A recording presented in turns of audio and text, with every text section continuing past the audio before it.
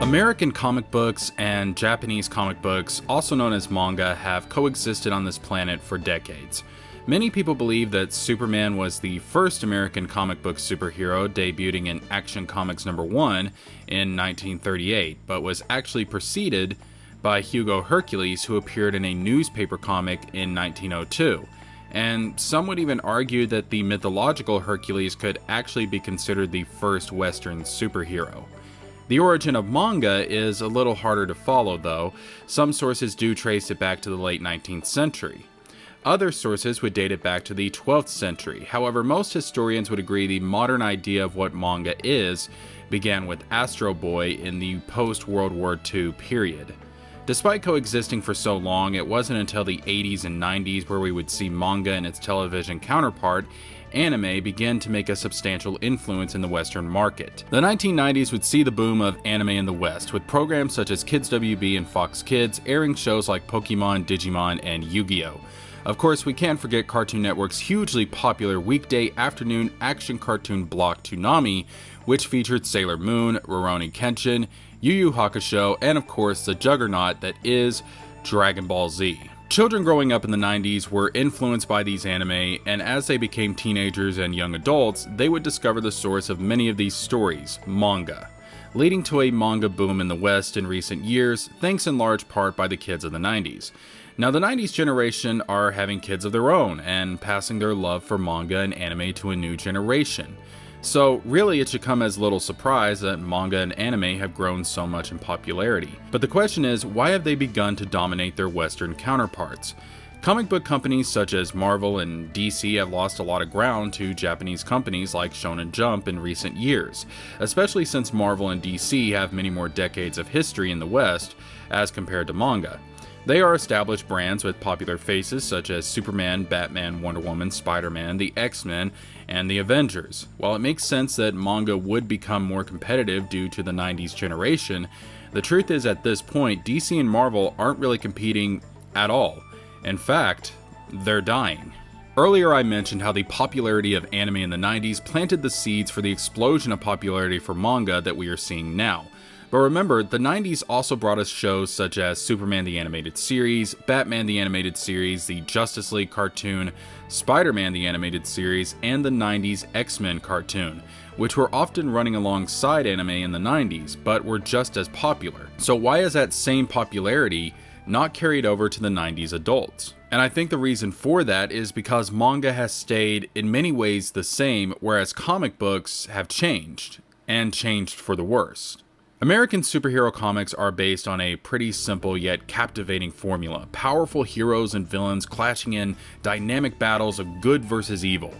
Through these heroes, we can live out our power fantasies vicariously while at the same time looking up to the morals and values that these heroes were supposed to represent. Sadly, comic book heroes today are neither powerful nor moral. Rather than superheroes being written now as beacons of hope and embodying the ideas that we should all strive for, they've been warped and twisted into vessels carrying the message of a very fringe and divisive ideology. Batman is meant to be the embodiment of justice and order in opposition to the Joker's chaos. Spider-Man is supposed to embody hope and the strength to keep going in the face of tragedy. Wonder Woman represents unwavering compassion. Superman is meant to be the Superman, the idea that we can strive for, because even if we can never obtain the purity of Superman, just trying to live up to his example will make us better people regardless. These ideas of what the heroes are supposed to be, what they embody and represent, have all but been forgotten by the companies who claim to be stewards and guardians of these characters, Marvel and DC. Instead, American comic books focus on surface-level issues like race, sexual orientation, and gender, issues which seem small in the face of the universal truths that these heroes were supposed to be all about.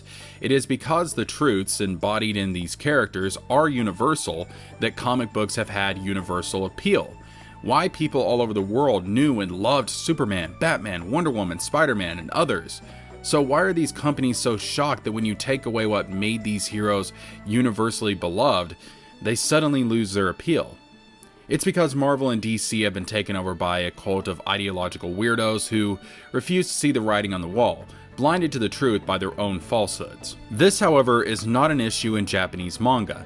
Manga and anime are still the same as they were in the 90s, when they first gained their popularity in the West. Now, don't misunderstand, anime and manga have undergone changes.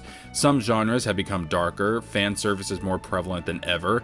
There are some clear changes, obviously, but at its core, the spirit is still the same. The successors of 90s anime like Naruto, One Piece, and Bleach continue the action-oriented style of their predecessors. But more importantly, the Japanese have never betrayed their way of storytelling. Manga still draws inspiration from ancient stories of Japan that have been passed down for generations, such as myths about the gods or legendary tales like Journey to the West. Unlike America and Western society, the Japanese do not hate themselves, nor do they hate their history and what they have been. This allows their authors, mangaka, to remain true to who they are and authentically be Japanese. And it's the stability and embracing of the fundamental universal truths found in Japanese storytelling and Eastern philosophy which is incorporated into their mangas that make the manga so appealing. Just as American comics once were. Now, our craving for truth in fiction is found, for comic fans at least, more so in manga than in modern Western comics. Even more modern stories like Attack on Titan, My Hero Academia, Demon Slayer, and others are more interested in telling stories that focus on philosophical ideas and concept, real societal issues, and human struggles than they are about someone's physical attributes and perceived injustices. Or, to be more blunt about it, manga isn't weighed down by the West bullshit, and readers are tired of the bullshit. And that's not to say that there aren't problems with racism or discrimination, and honestly, the way the economy works in America is its own kind of bullshit. But the way the activists running Marvel and DC approach these issues is absolutely condescending and asinine, and people aren't buying comics for that. People don't want to pay money to be told how bad these writers think that they are.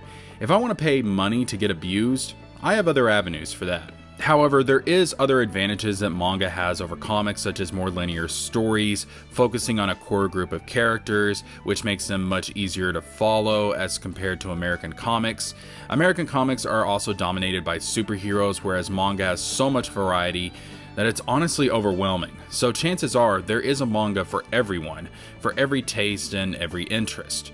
But to wrap things up, manga knows what it is, embraces what it is, and has stayed true to what it is, and readers love it for what it is. But when it comes to American comic books, no one loves this shit.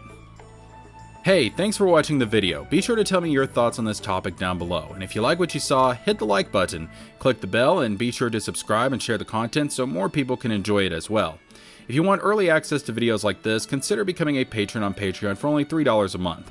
I've started to see some promising signs of growth from this channel, and I would love to make videos for you guys full time, so Patreon will definitely help. And if you're feeling extra generous, I have a PayPal, Cash App, and Venmo. The information for all of this is in the description box down below. Also, I have other channels such as my gaming channel, so if you're into that, check them out. Again, thanks for watching, and this is JeskerJames with a Z, signing out.